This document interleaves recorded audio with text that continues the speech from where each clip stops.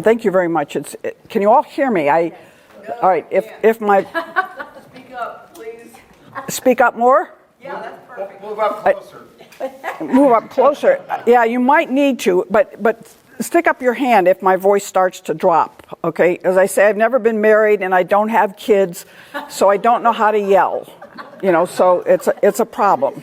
And I am very delighted to be here. I know this is a distinguished crowd. I know everybody in here, if I were here to hear your story, I would be very impressed with what you've done over the years. And the fact that, I'm certainly not the oldest person, but I'm not the youngest person by far in this room. And so I know what it is to get out on a night like this. And I appreciate your making the effort to get here. Jack made me agree to this topic. I said no, and he said yes. And I said okay. Again, it's a problem because I'm not married and don't have kids. So what do I know about evangelizing youth? All right, I teach them, and I hope that is a kind of evangelization. But so if I've got any wisdom in this talk, it's from observing my friends who have large families and do a remarkable job in evangelizing their children. But I'm sort of glad almost everybody here is probably the age of being a grandparent. And I really do think grandparents have a tremendous role in evangelizing youth, that they can do things that really no one else can. People say that young people listen to young people. Well, they usually shouldn't, number one. Number two, they're usually in a troubled relationship with their parents, or often are. But Grandpa and Grandma are usually people that they know have their back and they love them, and they're interested in what you have to say no matter what, and they'll take it very differently if their parents said it to them. So the grandparents have an advantage. I'll talk more about that. So just a few texts here. One is put out by John Paul II called The Truth and Meaning of Human Sexuality. And that's what a lot of us need to talk, what young people need to hear. And he talks about 3 different stages of growing. When you ask who are youth? Who are youth? For World Youth Day, it's anybody, I think, from 18 to 35. All right, so that's a broad group of people to try to evangelize. And then, of course, some are incredibly rebellious. Some are simply uneducated. Others might be actually people of faith, but quite arrogant, and they need some refining. You're having some trouble, sir? Hearing me? It's okay. Okay, I'm sorry. I would be too if I were back there, but I'm up here. Okay. There wouldn't be a microphone here, Jack. There'd be no microphone in a back room or anywhere? No. No. Okay. In this Truth and Meaning of Human Sexuality, again, he has 3 different stages, and I'm just going to briefly just use these. One are the young and easy group to evangelize, okay, ages 4 to 12. You read Bible stories to them, you show them kids movies that are religious, etc., but do that. Don't miss that stage. That stage is incredibly important. I have a nephew who's 11 and his sister's 8. And they're very uncatechized. They hardly know who Jesus Christ is. And I actually took them to a Latin Mass the other day. So I decided I would give them a little bit of background. And we had a great time just talking. I said, you know who God is? And he said, God created the whole universe. Everything for us. He loves us. He created us all out of love. And he created everything. And the 8-year-old little girl says, well, who created God? Okay. And I said, well, okay, who created God?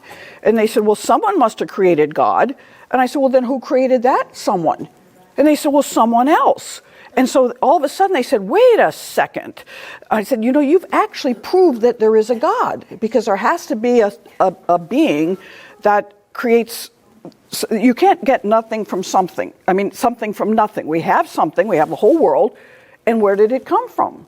It had to come from something that has always been here, because then you ask, what if that, and they're looking at me and they're just eating this up. I don't know whether they understood or not, but I was so proud of them for the way that, and kids' minds work wonderfully, the total surprises you get. And then I told them about Adam and Eve. And I said, God created Adam and Eve and told them not to eat from this one tree. They could eat everything else. Why did he do that? And they're thinking there, and he says, they wanted to test him? Test them? I said, test them about what? What's the test about? Well, whether they would do what he said. So I said, okay. They're just, so I'm having a great time. They're having a great time. And I take them to the church, and I walk them around got there about half an hour early for an hour and a half mass, not too smart, but really, kids seem to be able to handle it.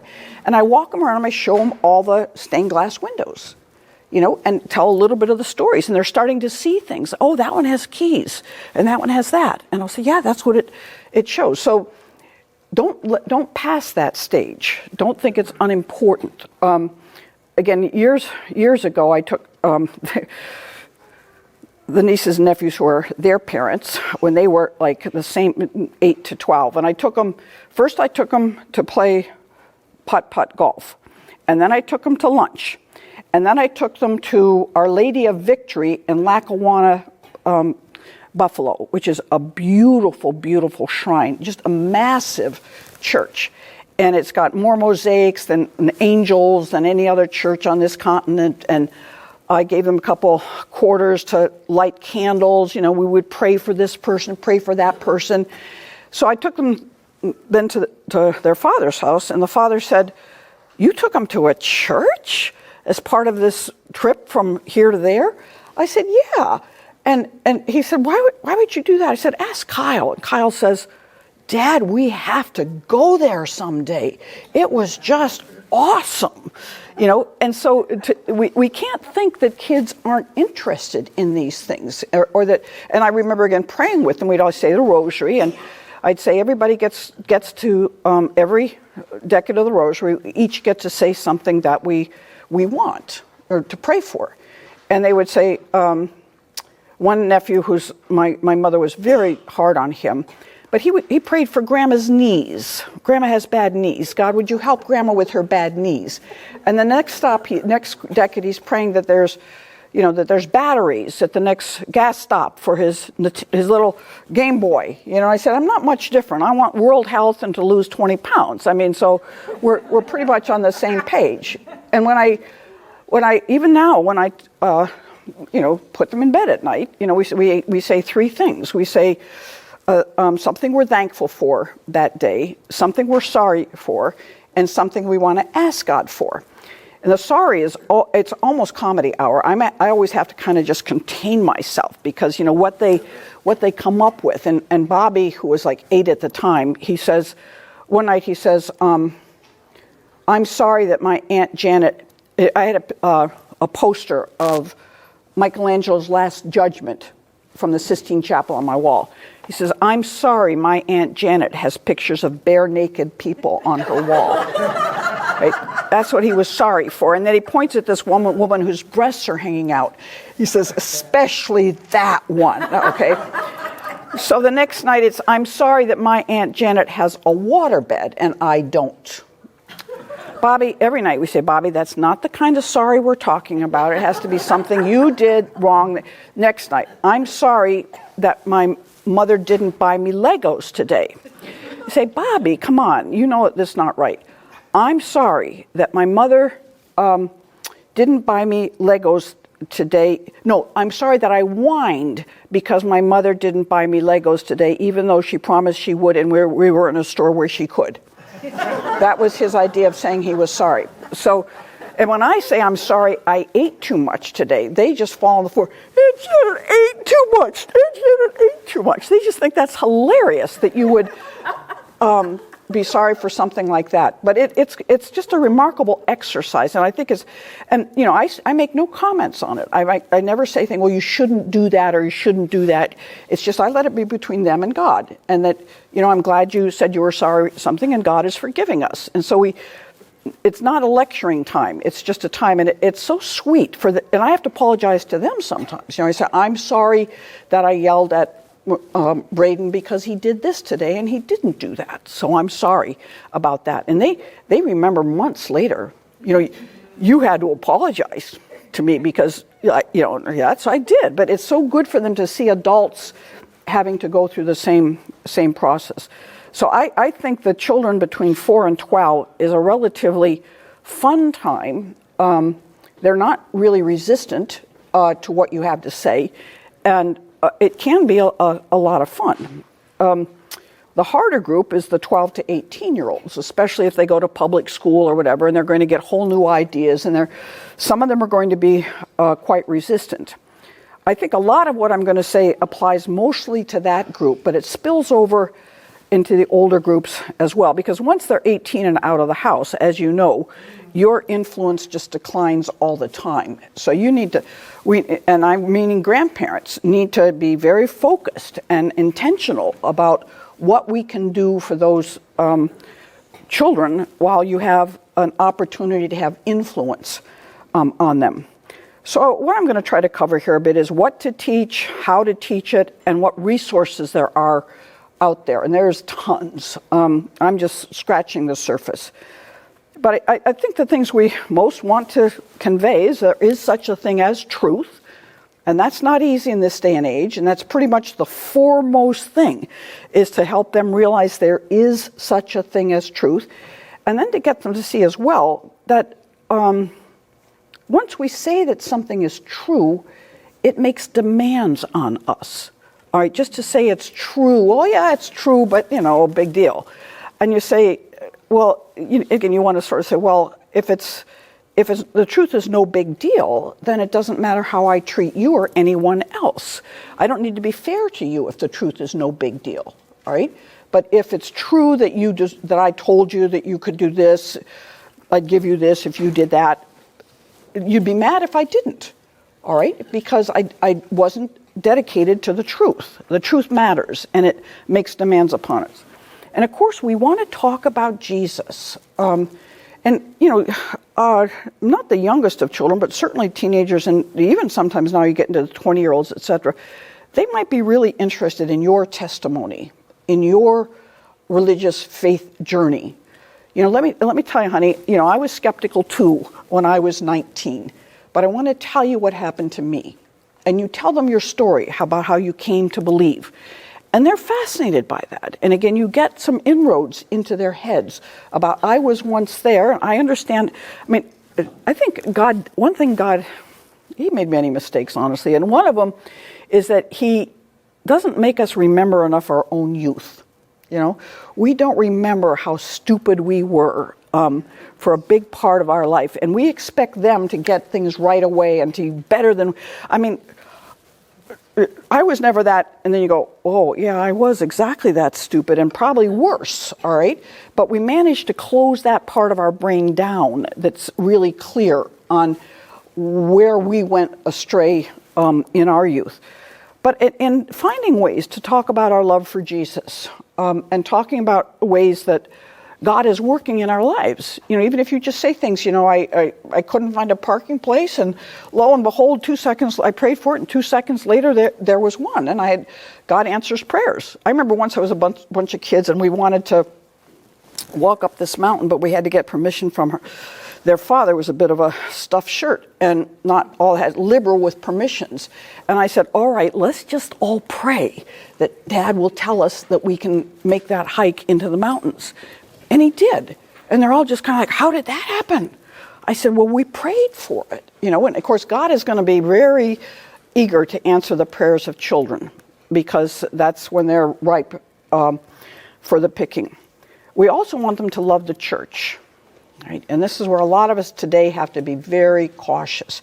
And we have to be cautious about a lot of things, about not ranting and raving, not speaking terribly critical of the church or priests or bishops.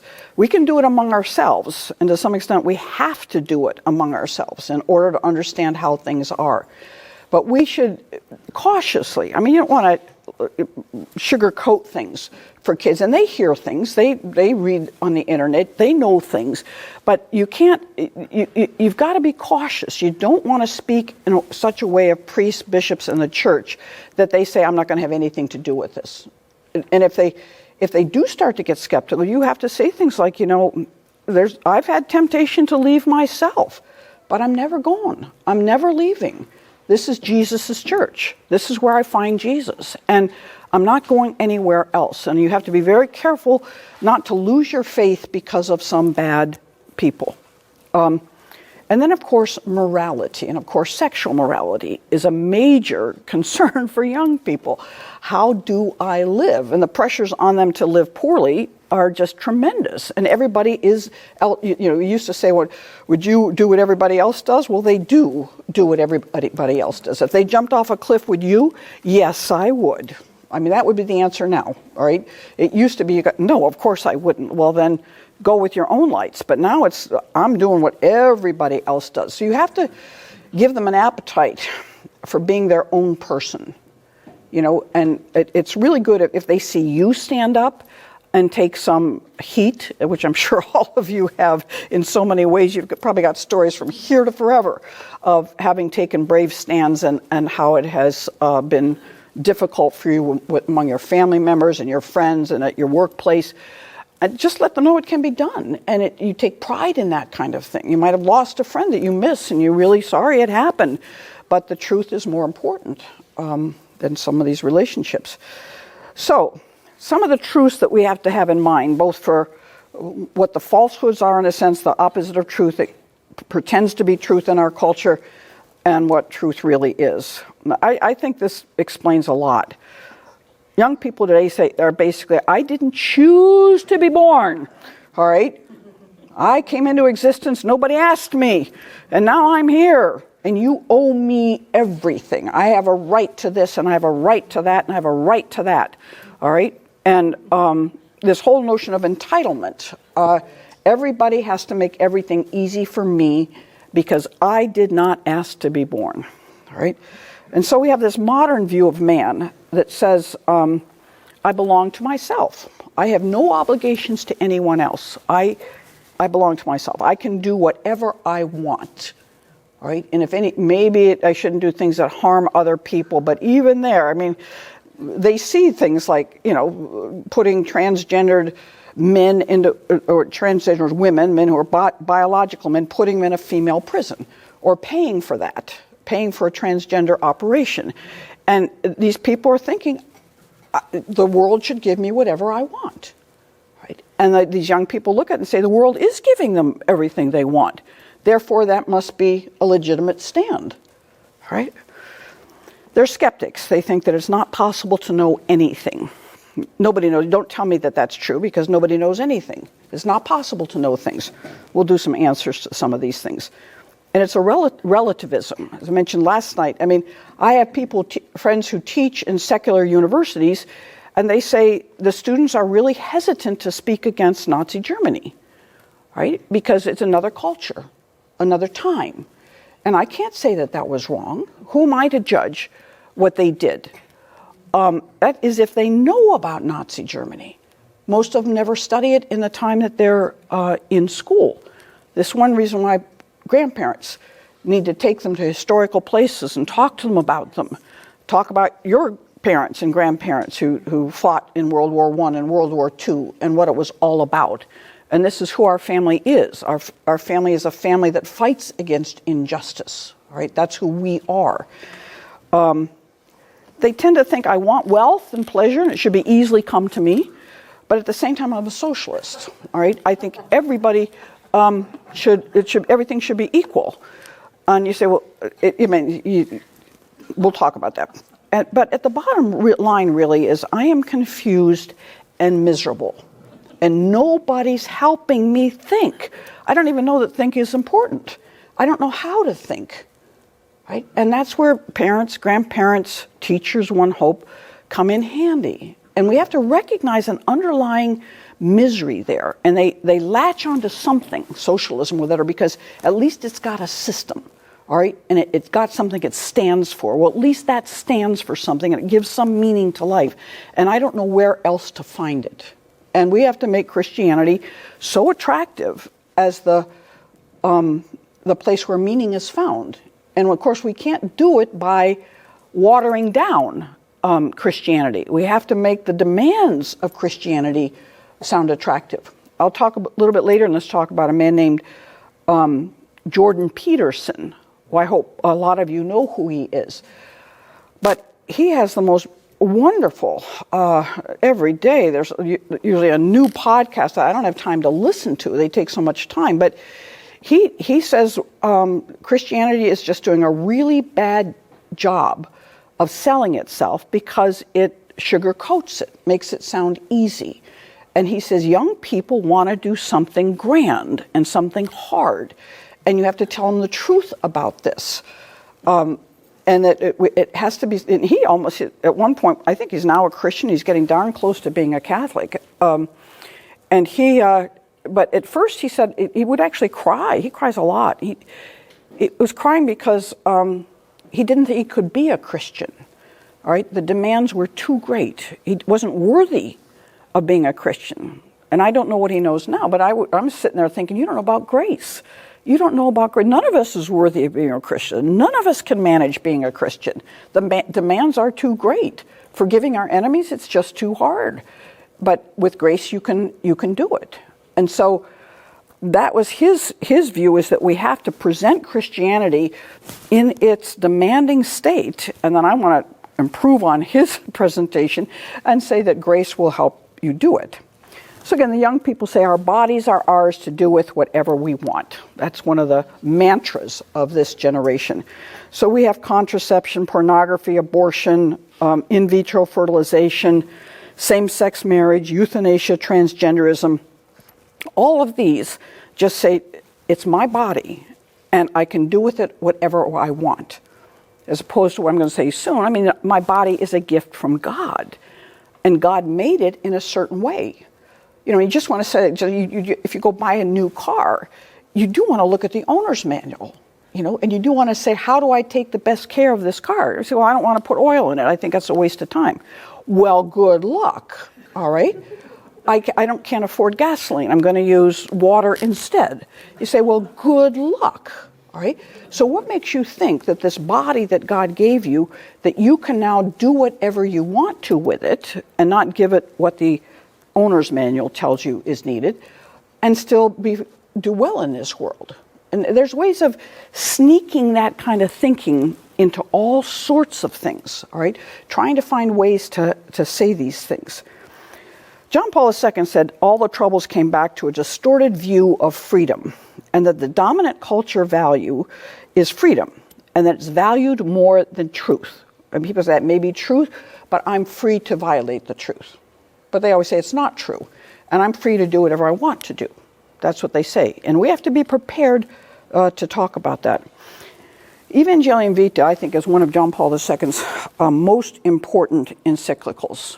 And it lays out a lot of this, what I'm talking about here, about the difference between how the modern world thinks about things and how Christianity thinks about things. And if you're inclined to,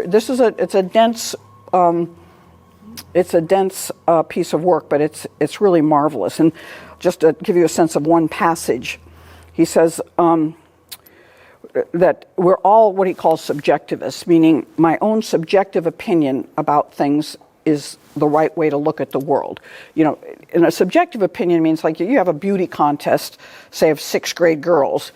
Well, every father is going to think his daughter is the most beautiful girl, all right? You can't get around that. He could never be a judge of this contest, all right? Because he's using she's mine, and what's mine is beautiful, and I've known her since she was just minutes old, and she's just so adorable, and she's just the prettiest girl ever, you know? And the judge is saying, well, she is pretty, but look, sorry, objectively speaking, this one over here is the most beautiful. So, but we've come to think that our subjective opinion, music, health, gender, whatever I think about it is what is true, all right? And I don't want any objective principles or criteria to shape my judgment. My judgment is just the way I think about things.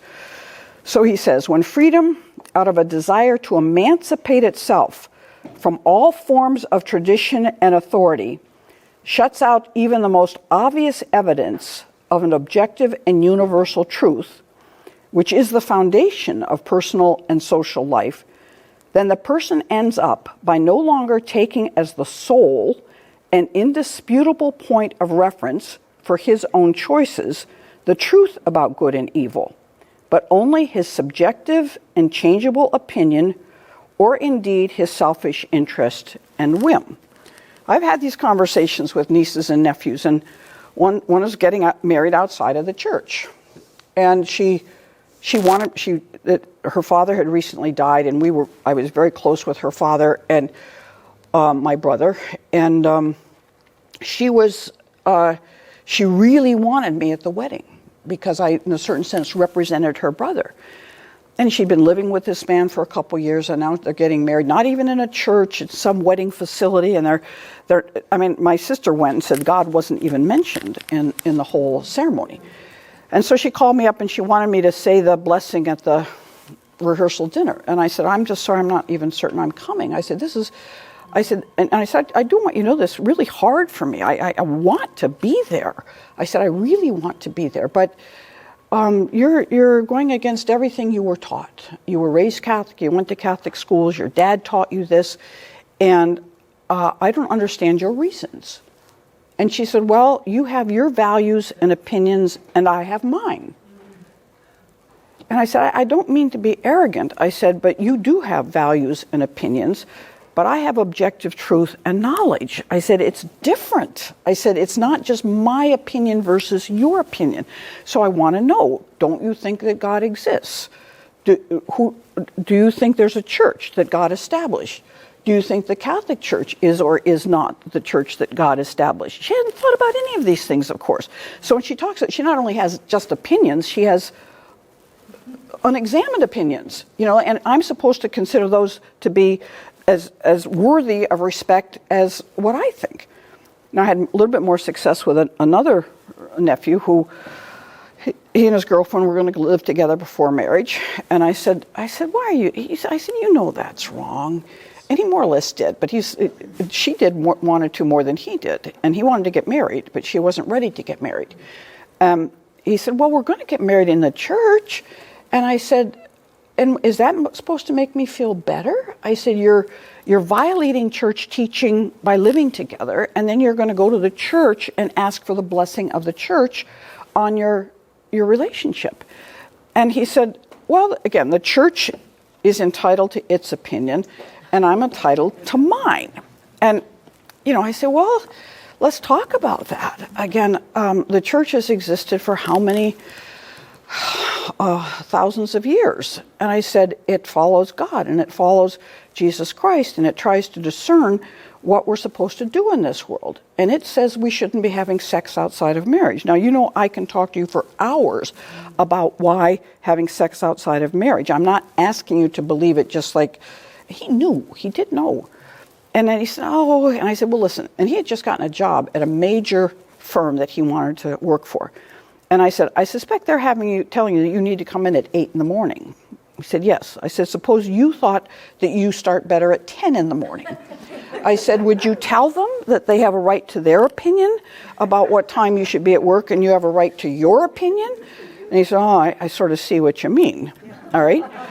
And so he actually, not because necessarily, I think I again, planted some seeds, but the priest in the parish where they wanted to get married made him swear on the Bible that he wouldn't have sex again before they got married. And he told me this. I was amazed. And he told me all about things like impure thoughts. He said, I'm going to have to go to confession when she's walking down the aisle. So, but anyway, sometime later I asked him about it. He said, yes, we were faithful to that pledge that we made. He said, we pledged that we wouldn't make it a little higher, wouldn't have sex again before marriage. Now, one of the things that young people throw around, and not just young people, throw around all the time, I have rights. I have a right to this, and I have a right to that. And it means basically I have a right to anything I want. And I always want to ask people, where did you get these rights? Who gave you any kind of rights? Is it society? If society gave you the rights, they can take it away. All right? So your rights are just as good as who's ever in the government right now. Or are you telling me that this is really something more fundamental than something that the society can take away? And of course, they're mystified by this because they've never given it a minute's thought. And so I said, well, I'm just asking you to think, where do these rights come from? What do they mean? Who gave them to you? I said, does it come with human nature? Does everybody in the whole world have the same rights? And if that's the case, which I think it is, then those are universal, absolute, objective, and it's not just anything you want to demand. And you can't say that this morality is different at different times because human nature is the same in Nazi Germany as it is in the United States. And I said, and who made human nature? Where did that come from? All right, in evolution, somehow through evolution, people get rights. Why didn't dogs get rights and elephants get rights? Why did only human beings get rights? And of course, on the point of view, okay, it's because we're free and we're rational and we have to act accordingly, but we have a certain dignity that God gave us that brings with it certain rights. And we even say this in our fundamental documents. We hold these truths to be self-evident, that all men are created equal, that they are endowed by their Creator with certain unalienable rights. You see, it says right here in the Constitution, we have unalienable rights from our Creator. You see, that's the really only thing that makes sense. If you can come up with a better answer, let me know. All right? So, Christianity, of course, has a very different view of the human person. We believe that God created the human person out of love. And we have to say that a lot to young people. You know, you talk about God, you say, you know, God's a lover. He made us all because he loves us. And he wants us to be with him for an eternity. Right? God's a lover. He never does anything to harm us. The things that he permits, we can't understand why they're good for us, but they are. You know, and we have to say that over and over again. And as I said to my niece and nephew, I'm talking about God and Adam and Eve, and I said, we rejected God's love. He gave us everything, and he said, just don't eat from that tree. I said, how many times that happens to all of us? Mom and dad say, don't do that, and that's the one thing you do. Don't go in that room. Don't open that door. Don't touch that. That's your favorite. Don't touch that. And that little finger starts going right over there. And we rejected his love. But then he didn't, you know, you have to, I think, again, that they couldn't stay in the garden because they weren't suitable for the garden anymore. They had to leave, all right? Because it's like going to a party and you're there in your work clothes and everybody else is in a tuxedo. You say, I don't belong here anymore, all right? I didn't prepare well for this event. So they had to leave. But he sent them in order to repair them, all right? In order to bring them back. He wasn't trying to punish. It was a punishment, but the punishment was to form them to be suitable for returning to his kingdom. And the only way he could do that was to send his son. And then Jesus teaches us Jesus shows us that he is a teacher. Right? He taught us a lot. What did he teach us? And most kids will know something about that. Ask him, what is Jesus? What do you think Jesus really was here for? Why did he come? And what did he want to teach us? It's always interesting to hear what they have to say. He was a reconciler and a healer. He was a miracle worker. And we have to just keep putting miracles in front of kids. And of course, there's tons of them. Once you start noticing, they're everywhere. All right, you probably have some delicious ones to tell of your own at any given time, not to mention other people's amazing stories. I have one friend of mine who is incredibly devout, pious, good, holy, all those things. And she's one that does all of the novenas and pilgrimages and everything there is to do. All right, she does them all and totally faithfully. You know, I get to the 5th day on a novena and I'm falling behind. Okay, God, tomorrow morning, I'll do two. It can't really matter that much, right? I don't have to start, do I? I don't know. Anyway, she does them all. And so one thing, and she's always, you know, trying to practice asceticism and everything. So one thing she really loves is ice cream. All right, so she told God that she would give up ice cream except for Marian feast days. All right? And one of her friends sent her a book that there's a Marian feast everywhere, every day of the year. And I said, I think God is telling you He wants you to have ice cream any old day you want it. Because she's the person that would rigorously do that. You know, I can find a reason, exception for any lifting of any rigorous kind of rules that need to be followed. Well, it wasn't meant about. I gave up chocolate. Of course, we had one Lent. And I really want some chocolate, but I gave it up. And then I opened a cupboard door, and there's some chocolate in there. And I said, "Oh, I gave up the chocolate I keep over here. I didn't give up the chocolate I keep. I didn't even know there was chocolate up here." That's pretty amazing. So I really think if I get to sainthood, I'm going to be the saint of my special project is going to be a patron cause of rationalizations. So if anybody needs a rationalization, you'll pray to me, and I'll come up with one that will work for you. All right. Again, we have to be very clear that we're immortal creatures, and we need to use the terms. Bless that soul. You have such a beautiful soul. This person is we're all going to be live forever because we have immortal souls. They need to hear this, right? Make it a way of your speaking so that they know, Grandma says the funniest things, but it gets into their heads. This one I use in my contraception. Why not tape? But that God, the sperm doesn't have a soul and the egg doesn't have a soul. God has to provide each and every soul, all right?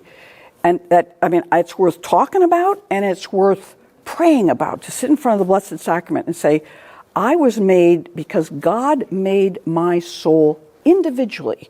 It's not as if there's a storeroom of souls somewhere that come down a conveyor belt and pop down into the next fertilized ovum, all right? Sperm meets egg, and God creates a new human soul. And he makes it, and he says, I want this one with me for an eternity. All right? That's why I created this soul. And we have to help everybody realize that about themselves. So at a certain age-appropriate time, take your kids for 15 minutes in front of the Blessed Sacrament and say, I want you to understand that God created you individually. He has a plan for you, and he wants you to be with him forever. So thank him and talk to him about that.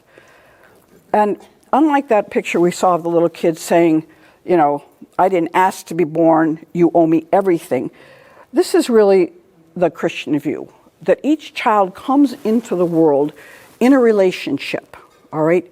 In a relationship where we owe them everything, but they, in a sense, owe it back, all right? Every child comes in indebted in this world. My parents gave me life. My parents fed me. My parents sent me to school.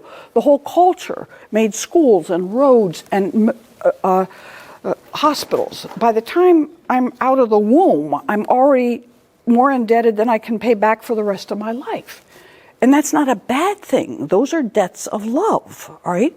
People did it for me because they love me. And because they did these things for me because they love me, I need to give back out of love. It's entirely different. I didn't choose to be born. You've surely heard kids say this. I didn't choose to be born. And you say, well, no, you didn't. God gave you that gift. It's a gift to us. And even though you're making me mad right now, you're just a great gift to us. And I hope you understand that. And we're trying to make this world a good place for you. So other values that Christians have: truth, of course, God and religion. Life is a good thing. Family is a good thing. We do want prosperity for all, and we want peace. And these are the things we work for. And somehow in our chatter, we have to be talking about these things. I'm a Christian, and it's because I'm a Christian I want all the wars to be over. God doesn't like war. Maybe it's necessary, sometimes it is, and I don't want there to be poor people, because Jesus loves every one of them, and I want every one of them fed. So make it clear to them that your Christianity, and you might say things like, I don't, deliver the Christmas gifts for the church to the poor or something. My nephew does that with his sons, and the whole thing is, again, we are privileged, and these people, we could be those people. But God wants me to be he wants them to be better off, and he's chosen us to go serve these poor people, all right? And we're so lucky we get to do that. And that has to be our chatter. all right? And then a Christian community is love and sacrifice. That's probably at least a 25-year-old picture. And the little girl in the wheelchair was adopted. She was the result of a failed abortion, and the family took her in, has taken in another child since. And it's just such, when you see you see someone with a handicapped child and the sacrifices they make, it's just so overwhelmingly wonderful. And, again, that chatter to the kids, isn't that a beautiful Christian family? And that little girl that can't read and write and makes loud, uncomfortable noises all the time, God loves her so much that he gave her this family, he gave her these brothers and sisters, and God is taking care of all of us. And when she gets to heaven, there'll be none of this that she's suffering now. And she's a gift. She's a gift to the family because they learn how to really, really love. There was a couple years ago when I was at the seminary, there was a little girl that was born, anencephalic, didn't have a brain. And they rarely live beyond being born, and then maybe a month or two, and at the most a year or two. And this a couple that was their first baby. And they took this baby everywhere, took her to just as you would do with any other normal newborn. Took her to the zoo and took her there and took her there and took pictures. And the nurses and doctors were just overwhelmed, And I was talking to my students. I said, this little girl, no matter how long she's lived, she's already served her purpose in the world, which is we're all meant to love and be loved. And she came into this world and she ignited this love of everybody around her. And this one seminarian fell so in love with her, he just talked about her all the time, thought about, never met her, but just the mere story of her existence and how her family responded to her. It showed him a story of another family. They had, like this family, several kids, and then they have a handicapped newborn, maybe Down syndrome, I don't know what it was. And the father complained that he never got a chance to hold the baby. Everybody else wanted to hold the baby. And you think, yeah, that's the way it ought to be.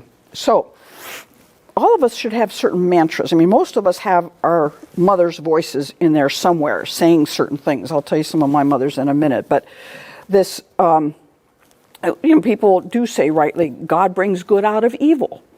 When you hear a hard situation and you say, well, it is hard. But something good is going to come out of this, all right? Something good is going to come out of this.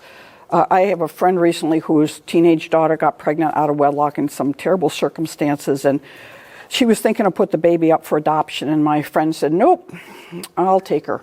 And she was so ready to have her daughter out of the house and be free, and she had all these ideas of all these things she's going to do, and she said, nope. I want this baby in this house raised, and there were good reasons. There were good reasons to make that decision, but it wasn't easy because the daughter had been difficult to raise, and finally she was going to be out on her own, and every day she wouldn't be stressing about this daughter. Now the daughter's living with her with the baby, and 2 years later the daughter has decided she does want to be the mother, and she's taken over the mothering responsibilities, and all sorts of other amazingly good things are coming of this. And, she said, I knew it would happen. I knew it would happen. Of course, she said, our last 2 years have been difficult, of course, but the joy that this child has brought into this household is incredible.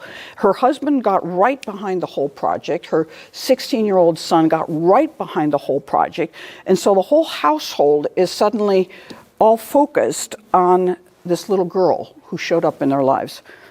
I think the phrase "always be kind" is a good thing. All right, it's one I've learned late in life. I would say I've had too many times in my life when I get too angry at the Sprint person on the other side of the phone, who I've already called 6 months in a row because my bill has been wrong for 6 months in a row, and this is the 6th month in a row that I've called.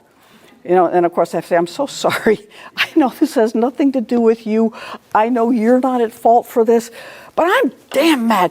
And anyway, so I've had to learn, always be kind. There's no point in, Jack will tell you something different, but I'm working on it. One of my brothers, when another younger brother was going to school, my parents had little awareness of what a den of iniquity universities were.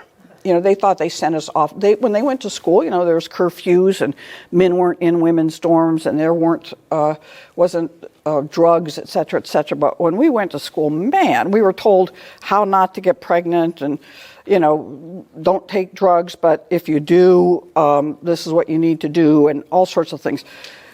But one brother was very tough on the younger one. And he just said, be your own man. Just don't do what everybody else is doing just because they're doing it. And the fact that his older brother told him this had some force. One of my brothers always told his kids, it's always bothered me that when parents, when their kids are going out the door, they say, just have fun. And I want to say, is that what they needed to hear? Is that they needed an admonition to just have fun? Because otherwise they'd probably be too dour and, serious and not have fun. My brother would always say, always do the right thing. All right? Always do the right thing. One of my friends said his father always said, don't besmirch the Doherty name. All right? He said, you're one of us, and I don't want our name to be dragged into the mud because of something you've done. All right? So, there you are. And to make this, every once in a while you're going to have to tell people uncomfortable truths. But again, you have to say it's charitable to tell the truth. The charitable thing is to tell the truth. All right? You hope these get in their minds. And my mother always said, my father always said, all right, God's will is always better than my will. That's one of my favorite ones for myself, that whenever I'm in a fight with God, I want to hope that he wins instead of me, all right? If we're battling, God, I want this, but I know you want that, and then I have to stop and say, wait a second. He's God and I'm not, and what he's doing is always better than what I want. And this one's very hard for me. I could be wrong, all right? Very hard, very hard. I mean, as my brother and I would always say, the people would say to us, you always think you're right. We'll say, well, I should go around thinking I'm wrong? I mean, why? That doesn't make any sense. And then all of a sudden you realize that's not what they're saying. They're saying is you never able to admit that you might be wrong. That's very different from saying you always think you're right. Well, of course, everybody thinks they're right. But the big question is who is willing to say I might be wrong? That's a big difference. My mother's voices, these aren't all quite the same stature, but she'd always say, when you leave a room, just look behind you to make sure you didn't leave anything there. I'd probably be $5,000 richer at least if I paid attention to that from my leaving hotels and all sorts of things. There's always people running after me. Janet, you forgot your hairdryer, or Janet, you forgot your wallet. That sort of thing. She would say it always takes seconds more to hang something up than to throw it on the floor. That one still haunts me when I go into my room and I like, what? Last night I just took off my slacks and I threw them on the floor. And then I hear this voice says, it only takes seconds more. And I think it's true. And then our favorite when we were little was, she was a very good disciplinarian. We had a small house. She had 6 kids. And there were shoes everywhere all the time and books everywhere all the time. And, of course, Mom, have you seen my biology book? Mom, have you seen my shoes? And the favorite phrase was, have you looked in the basement? Because she would take things at the top of the stairs and throw them down. And just say, have you looked in the basement? Because they were there and they're not supposed to be there. Maybe they're in the basement now. So anyway, these are some fun things to say. When young people say there's no such thing as truth, you always say, well, is that true? Is it true that there's no such thing as truth? And if it's true that there's no such thing as truth, we have a truth. That truth is there's no such thing as truth. So there is something true. And they kind of go like this, and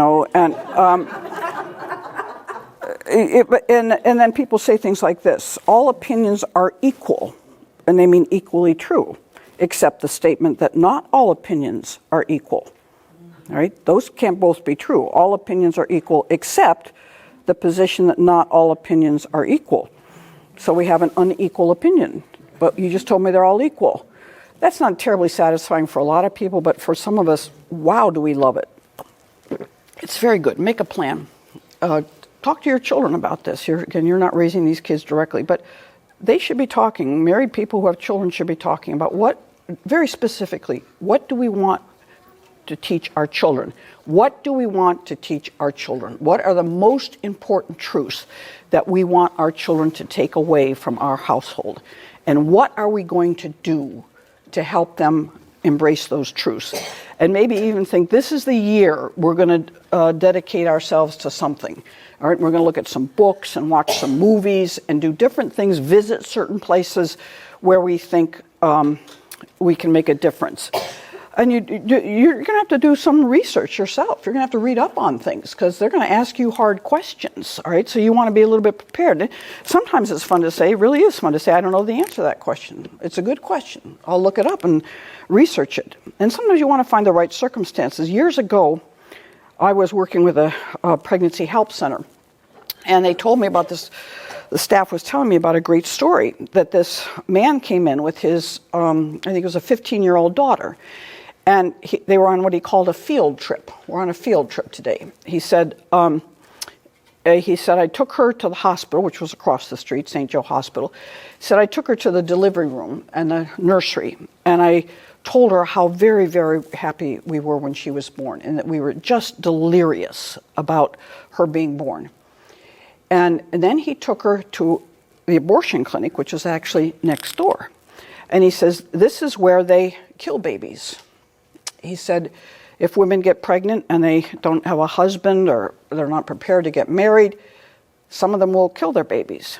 And he was afraid that she was on the verge of being sexually active or was sexually active. Then he brought her to the Pregnancy Help Center. And he said, if you ever get pregnant and you're not married, he said, and you feel like you can't come to your mother and me, come here. He said, not to the abortion clinic, come here. Because the joy that we had with you being born, we'll have with any baby of yours that is being born. And we're all there just, our minds are exploding at the intelligence of this father, the preemptive strike he made to help his daughter see the reality of this situation.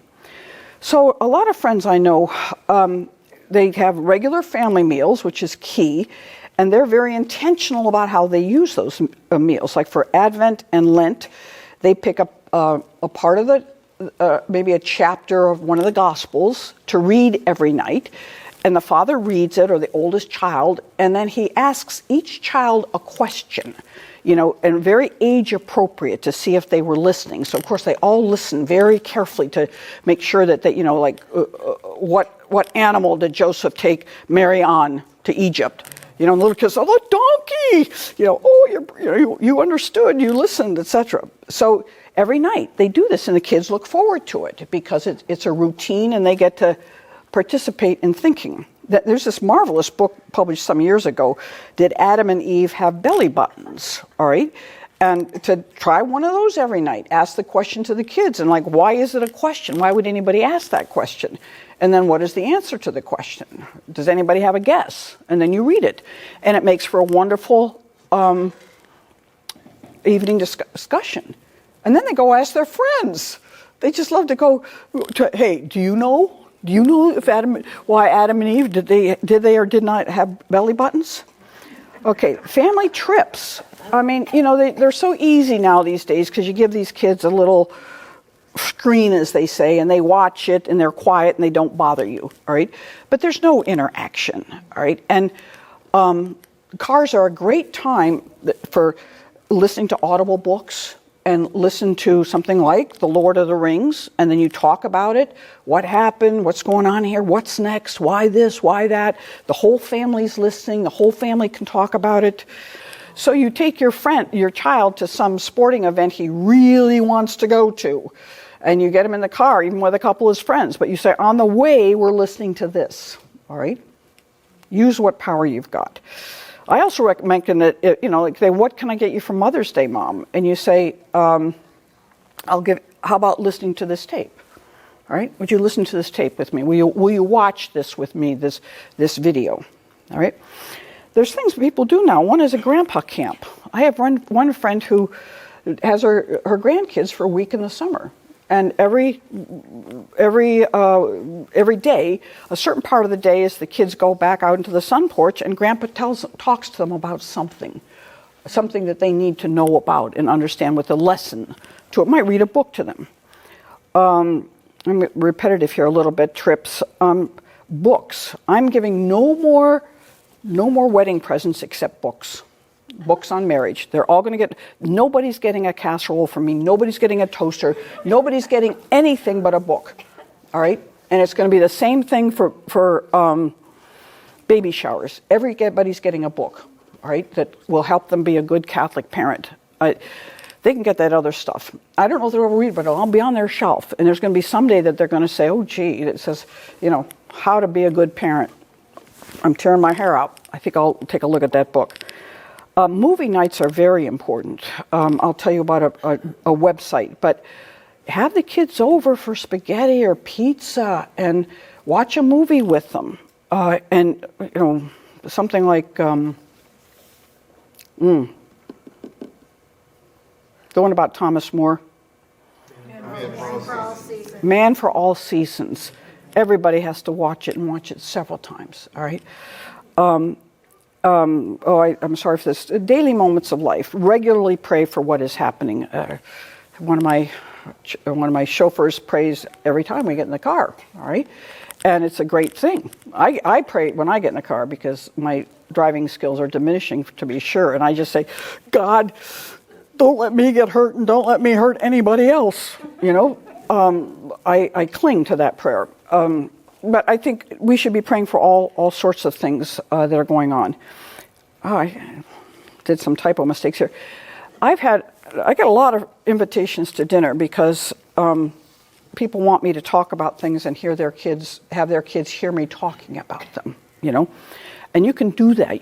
People who hold positions that you want your kids to hold. They won't hear it from you, but they might like Mr. So-and-so and his wife.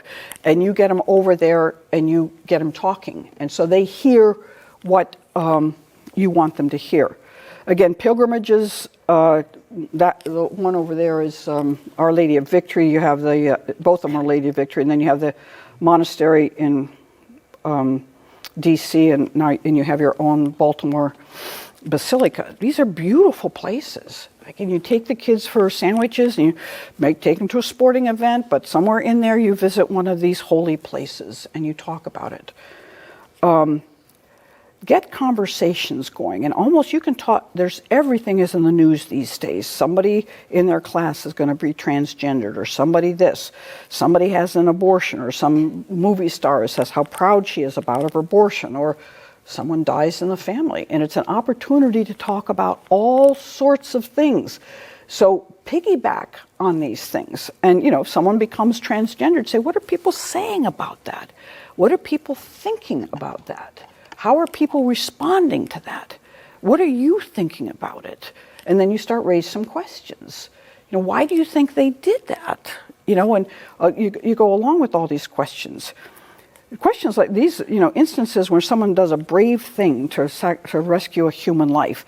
The whole world just watches to see what happens. Someone's stuck in a well, a small child, and everybody's waiting. It's now been 36 hours. Can they possibly be alive?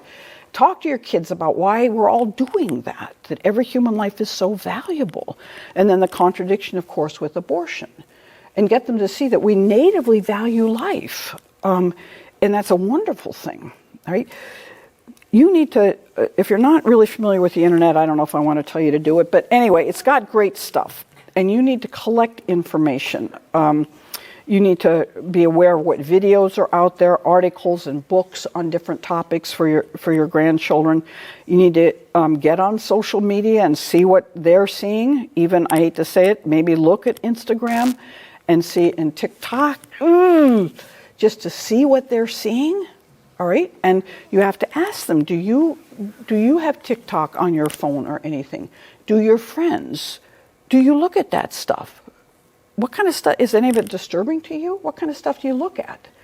And they might start telling you stuff, all right? And it'll be very good for you to hear it and talk to them about it. Kids I don't know if they love them, but they all operate with text messages. Nobody calls anymore, as you know. It's all text messages. So if you don't know how to text message, I'd kind of recommend it. And again, it's just like when I was in college, Grinnell College, which was 8 hours from where I lived, and I always thought that I'd gone to college closer to home, I would have been better, because I would see my father's face more often. And I'd be thinking, I don't want him to know what I was doing. But if I don't see him from month to month, I can easily forget that. So a little text. Grandma's thinking about you, praying for you. Hope that test went well. Let me know. What'd you do this weekend? Be careful about people putting stuff in your drinks. Don't drink too much. It never leads to anything good. Just keep this little conscience there. Feed your grandchildren. I don't. Have I gone way over? I don't have a timer here. No. No, I don't think I should ask her. Okay, I went to a speaking engagement once in Colorado. We were 2 hours from Denver, way in the middle of nowhere. The town had maybe 6,000 people. And I stayed with these people who were 75, maybe should be retired, and I was much younger. And I'm there, and they're telling me they're still farming. They say their farm is 20 minutes away, and they built this new house. And I said, why'd you build a house here when you have to drive every day 20 miles to go milk the cows and everything?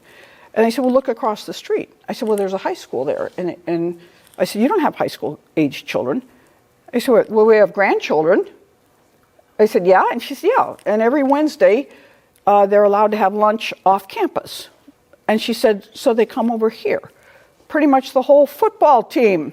And she said, Grandma feeds them steak and potatoes and corn on the cob and apple pie. And then Grandma talks to them. And I said, what does Grandma talk to them about? And she said, sex. And I thought, this is fantastic. Those boys are sitting there hearing about they need to be a good father, they need to respect girls, they need to do this, and they're just chopping down on that steak and potatoes, and they come every week, and she has EWTN is on and statues all around, and, feed them. And when they're eating, talk to them, all right? Okay, essential techniques, listen to them. Ask them, again, somebody got transgendered or somebody came out, is this... What are you thinking about that? What are other people thinking? And first get a sense of the context. A friend recently found out that her son, he's like 26, and he's just invited his girlfriend to move in with him. And she was shocked out of her mind. She thought that he had very different values. And now she's found out he's been sexually active since he was 16. All right? And luckily she knows. She can talk with him. But, the first she heard about this, she got livid. She was livid, of course. She taught him everything different. And then I said, I understand that. I said, but now you have to switch modes. Now you have to ask him, you say, I'm your parent, you're 26, you make your own decisions. But my job is that I need to help guide you in your decisions. And I have to make certain that you've thought about this, and you've thought about that, and you've thought about that. So I just want to know, what are you two thinking? Are you thinking of getting married? What are you going to do if there's a pregnancy? All right? And so she had her first talk with him, and it went pretty well. But it was, it still is. She's in a state of complete agony right now because what did I do? Where did I fail? Where did I go wrong? And I want to say, if you realize the forces of evil against you, little you with your son and everything else, you might not feel so bad. It is David against Goliath, but there's still things you can do. I said, make sure you have lunch with him regularly and put it on the calendar every other week or every 3 weeks, and you sit down and have him bring his girlfriend with him, and you just ask him how things are going and talk to them and what are their plans and blah, blah, blah. Anyway, and you need to talk and praise. You need to again, especially if you're talking about people that are bad. You have to, kids will know them. If a teacher has done something, and you say, well, they're good in many, many ways, but this. Always try to include some sort of recognizing what is good. You really have to, my dad largely ranted and raved as his mode of parenting, and I think it was very effective. There'd be a man at the church who was being an usher, and he knew that the whole town knew that he had divorced his wife because he was committing adultery. And my dad would come out of church and say, who does he think he's fooling? Does he think he can fool God by taking up money that he's not an adulterer? We all knew, So it was sort of like, oh yeah, that's really bad. That's really bad. That never want to be an adulterer. He'd see a young woman dressed scantily clad walking down the street, and he'd turn to his daughters and say, her father must not love her to let her go out like that. It was such a beautiful way of saying it, not diminishing her, but criticizing the father. And there's very few people who can do that well. Ranting and raving should generally put aside. Today, kids, it just, they shut you out if you do that. And so you have to chatter a lot of chatter. About obvious things. Oh, this young couple, they're so beautiful and they've really done it right. They did this and they did that. And now they're getting married and it's just going to be great. And then another couple, you might say, oh, I'm a little bit worried about them. They're good kids and I know they're trying hard, but they've done this and I'm just really worried. I mean, there's not a good record for people who make those decisions, and so you chatter.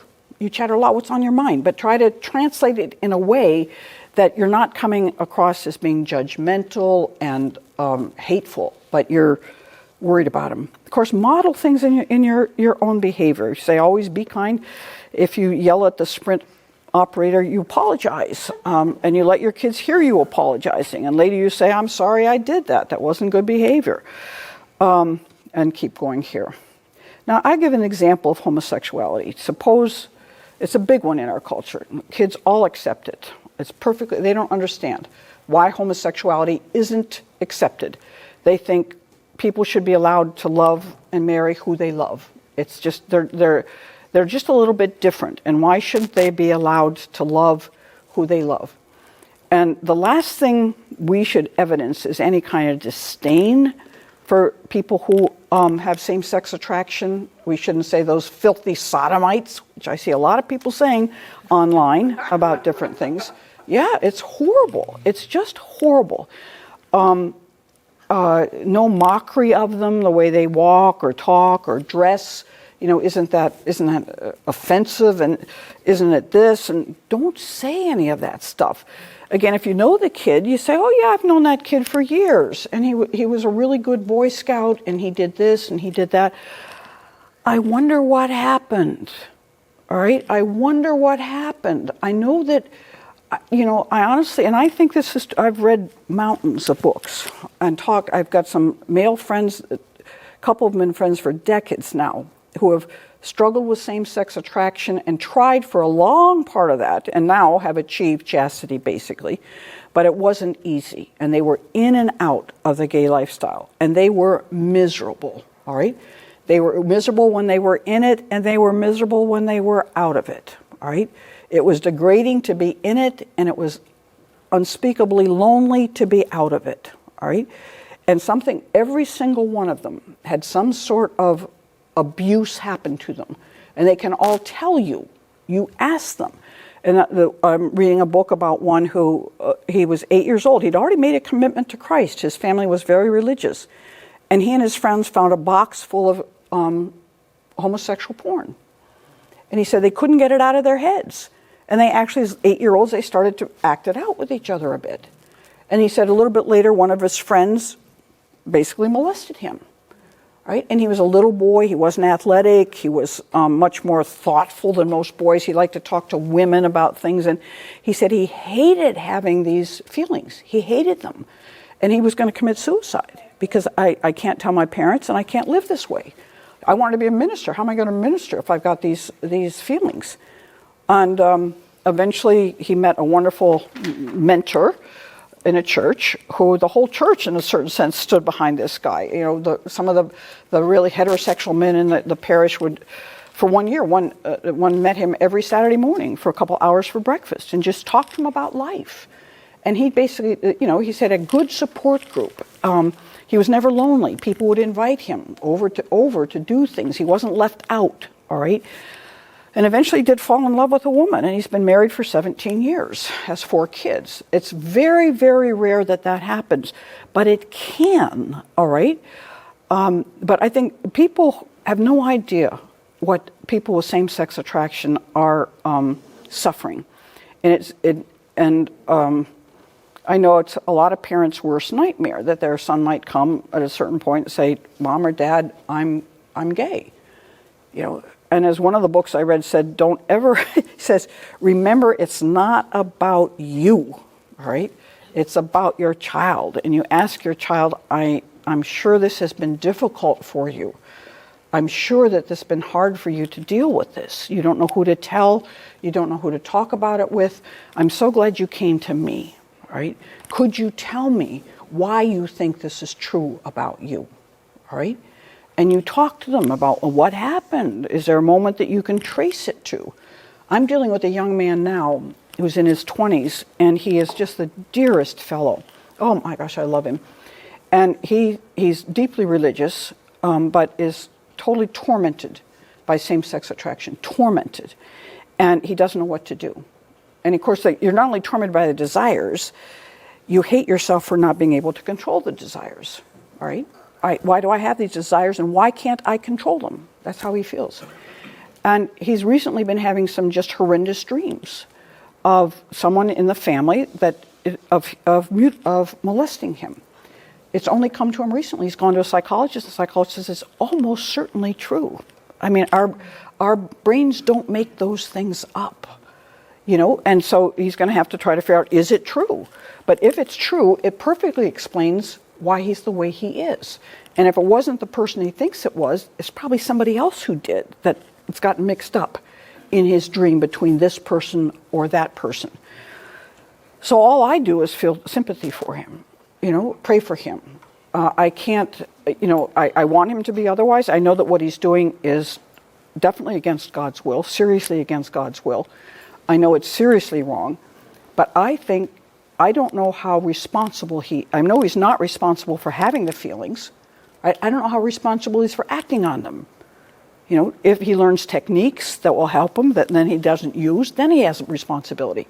But before that happens, I'm not sure. And I don't think Aristotle and Aquinas are. I've been working on this, okay? And they very much need friendship. Many years ago, I decided that I had a male friend who had same-sex attraction. And we didn't stay much in touch. And I said, my advice to people has been is be a good friend to those who have same-sex attraction. Call them up. Ask them how they're doing. Ask them what they need prayers for.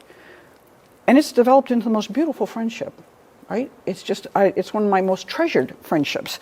And it's one of those things, when you give, you get. I didn't know I was going to get such a sweet person that is very concerned about how things are going with me and very grateful for everything that, all our interactions. Okay, again, don't lecture, preach, don't rant and rave. Always speak with respect and bring love into it. Say this young man who has same-sex attraction, I hope that he will find friends who love him. I hope his family stands behind him and keeps them in the family circle. I always tell parents, I said, if your son says he has a partner or daughter, I said, ask him to lunch. I would honestly probably go somewhere else, but maybe home. It depends on whether you have other kids. And remember, you're probably going to like this person that is your son's or daughter's partner. They usually are delightful people, all right? And they did not lead your child into sin, all right? They were already there before this relationship happened. And one of the values of it is you show your child you're not afraid, all right? This is a reality that doesn't frighten you. You can handle it, all right? And you want to know this person who, you hope, loves your child. Who is this person? And who is this person that your child loves? The added bonus is that very often the partner is kind of curious about what the Catholic Church teaches about these things. You might say, we're Catholic, and so, we have a bit of a hard time with this.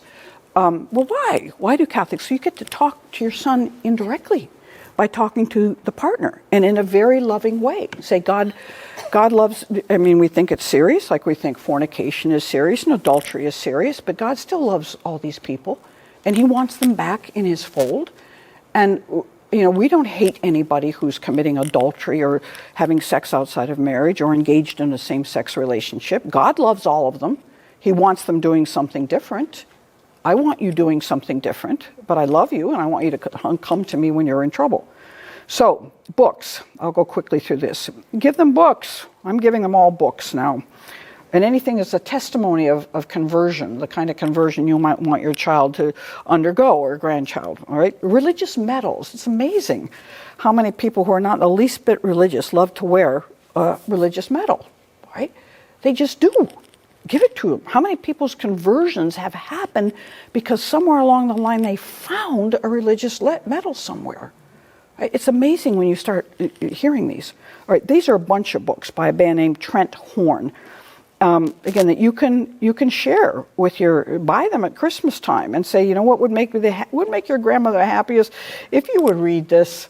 Just read the first chapter, you know. And next time you're home, come over and we're going to have spaghetti dinner, and I'm going to read it, and we're going to talk about it. All right. So if they're talking about atheism, they don't know if they believe in God. If they think everybody should be a socialist, they're going to start saying no. All right. Transgenderism made this way. Come around. Let's talk about it. Here's another set of books by a man named John Smirak, The Bad Catholic's Guide to the Catechism, all right? The Politically Incorrect Guide to Immigration, The Bad Catholic's Guide to the Seven Deadly Sins. Just that title is funny, The Bad Catholic. These are good people who aren't living up always to what they want. So people can identify them. I'm not a saint, I'm just a bad Catholic, but I want to know what a Catholic's supposed to do. Of course, get them C.S. Lewis's books, all right?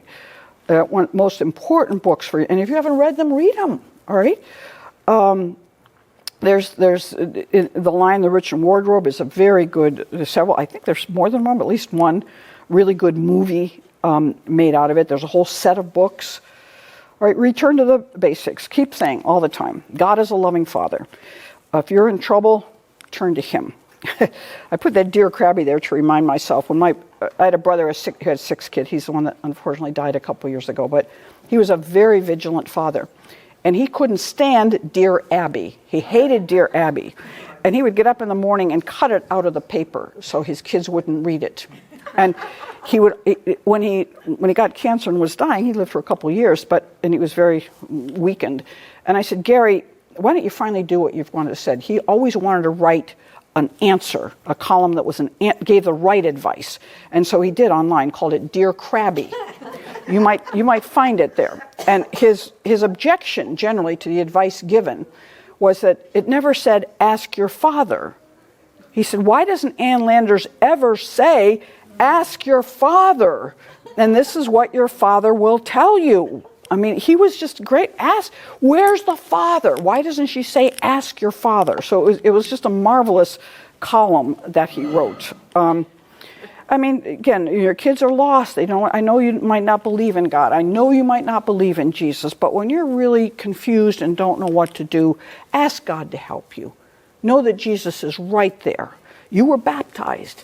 And with baptized comes all those graces, and you belong to Jesus. So He's watching over you every minute. Listen for the Holy Spirit. If you really, again, don't know how to act in this situation, say, Holy Spirit, I need some help.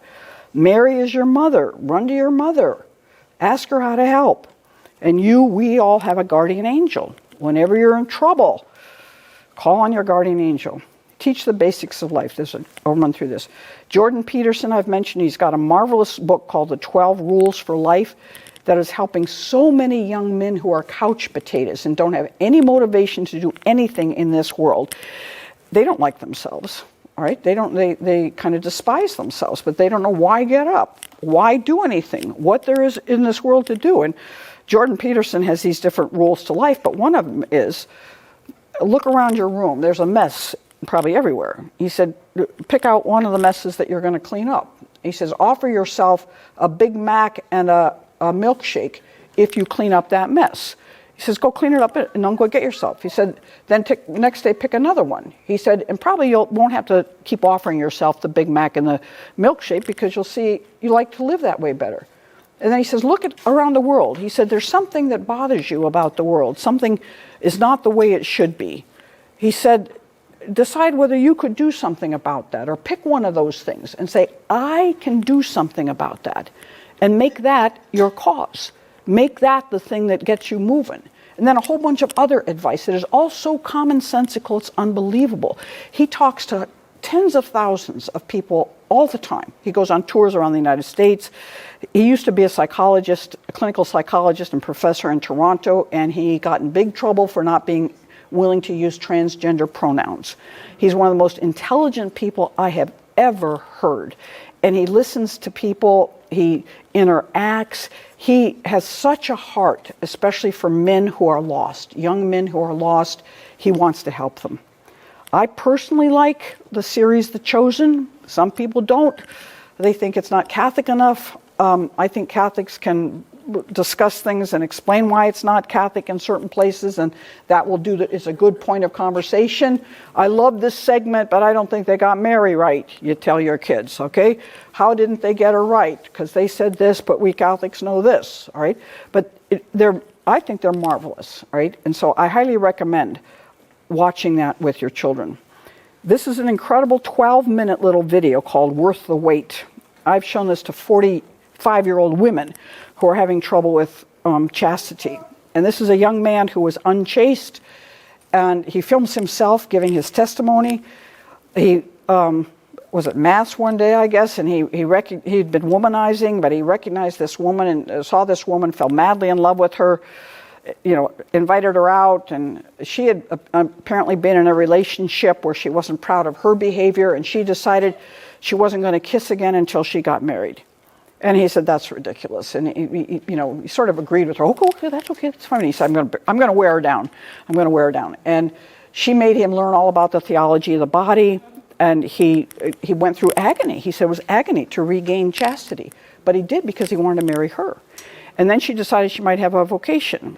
And it was agony for him but he decided he had to let her go because he had come to believe in God and God's will and everything. And then she decided she didn't and came back and married him. And they didn't kiss until their wedding day. All right. And he talks about if you really love a person, you can do that. All right. And it's a remarkable thing because he had his appetite satisfied and was not happy about not having them satisfied. But for her, he decided it. This is a movie I highly recommend called The Dating Project to deal with for teenagers and college students. This college professor is about 10 years old anyway, but this college professor gives the students an assignment that they need to go on a date. Now, most of them have been sexually active. They call it hooking up. They go to a party, they have too much to drink, they dance in some sort of lascivious fashion, go to a dark room with a flat surface and have sex and have nothing to do with each other the next day. They all know about hooking up. They don't know about approaching someone and asking that person out on a date. These kids had never been on a date. They'd had multiple sexual partners, but never been out on a date. Right? So this teacher gave them a requirement. You can't, you have to approach, you can't text. You either have to approach the person live or on the phone. It can only be for an hour, and you can't spend more than $10, and you can't touch, right? And it's the most adorable movie. These young men who have been sexually active, just bedded women, all of a sudden they're nervous. I have to ask her out. She might say no. Well, I better dress up. And they could put their best shirt on, and they polish their shoes, and they get a seam in their pants, and they take her off to a coffee shop, and they, like, what did you do this summer, and what did you do this summer, and what do you want to do, and they talked. They didn't just make out, they talked, and they got to know each other, and they were euphoric, just euphoric. And this one young man, he said he'd been hooking up. He knew all about hookups. He said, okay. He said, there's a girl I'd been watching in class for months. And he said, she was the one I was going to ask out. And, he got himself all dressed up to go ask her out. And he's there, and it's just this beaming face. He said, it's better than a hookup. He said, she said yes. Okay? And you're just like, oh my gosh, these kids have been denied the great joy of picking someone out, not just someone who will make out with you and drink with you, all right? But picking someone out that you think, I'd like to get to know that person, all right? And then the teacher gives them a formula for how to get to know them, all right? Great movie, right? This is a very good website, Educational Guidance Institute. It's a woman who has gone through all these old movies, like It's a Wonderful Life, and then gives a study guide to talk about topics that you can talk about young people with it. So you watch the movie and then you ask, well, hey, what was that all about? And was he a sad guy or a happy guy? Did he live a good life or a sad life? What turned him around? What made the difference? What role did his wife play in everything that happened to him? And you make popcorn, you watch the movie, then you give them whatever, hot chocolate and whatever, and you talk about some of these things, all right? Dave Ramsey, I don't know if it's him, but there's others. He's a great person for teaching young people how to manage their finances. Buy them give books for marriage. Give them the Dave Ramsey's intro course, all right, to how to manage their finances. This movie's incredible. It's quite old now, but it's 180. It's online. And it's this Protestant minister who goes on the streets of California and talks to young people and asks them, do you believe in God? Oh, I don't really know. If there is a God, do you think that he cares about how humans behave? Oh, yeah. What are some of the things you think God might not like? Talk about different things. Do you know about Nazi Germany? Yeah, I think they say something stupid. And he says, well, in Nazi Germany, they would open big pits of ground and they would take Jewish people and they would just take bulldozers and push them in and cover them up with dirt. Would you have driven that bulldozer? They don't know. They don't know. They say, I don't know. You say, well, what do you think God would think about a person who uses a bulldozer to bury living people? Well, what about cheating? What do you think God thinks about cheating? I don't think he likes cheating. Have you ever cheated? Oh, yeah. What do you think God thinks about lying? Well, I don't think he likes it. What do you think about anonymous sex? I don't think he likes it. Have you ever done any of those things? Oh, yeah. Do you own a Bible? Oh, yeah. My grandmother gave me one. It's on a shelf. When do you think you're going to start reading that Bible? Maybe tonight? All right? That's the kind of response he gets from people, right? He just starts asking them questions. I love this because people go into parks and put up signs, pregnant women or bodybuilders change my mind, all right? It's a lot of fun. All right, I'm just about done. The book Augustine's Confessions is a fantastic book. If you haven't read it, it's worth reading. But Augustine was a saint who was very proud. Before he was a saint, very proud, egotistical, a womanizer, had a child out of wedlock. And he discovers God. And there's many college students, they start reading that and they can't put it down. All night long they read it. And they say, I can see myself in this story. All right. Peter Kreeft is a wonderful college professor who's got a webpage, 26 books you need to read before you die. Some of them, he wrote himself some good books, Prayer for Beginners, How to Be Holy. This woman, Janet Smith, has a pretty good website. Everything on there is free. Listen to her talk, Contraception, Why Not? A whole bunch of talks on all the life issues, etc. Okay, we have to remember that Christ is the splendor of truth. He's the one we want to lead everybody towards. He says, I am the way, the truth, and the life. And we all have to spend a lot of time in adoration, all right? And if we don't know how to talk to these kids or what to do, ask God to tell you.